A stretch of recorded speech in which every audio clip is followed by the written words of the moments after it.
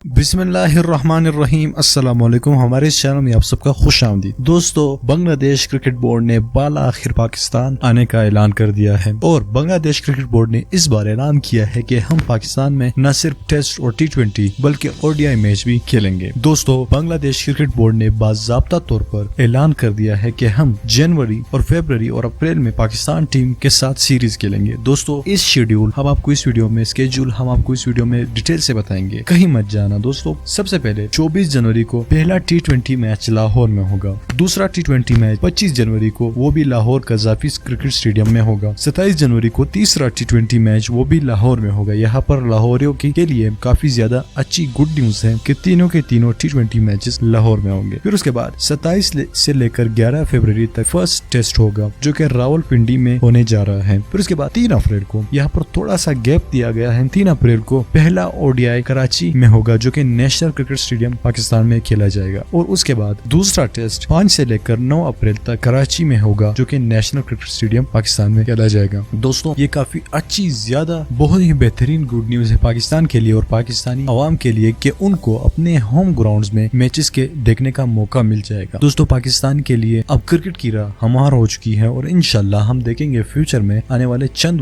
वक्त में कि पाकिस्तान में इंटरनेशनल मैचेस खेले जाएंगे। दोस्तों, इस वीडियो को लाइक करिएगा और चैनल को जरूर से सब्सक्राइब करिएगा। अल्लाह।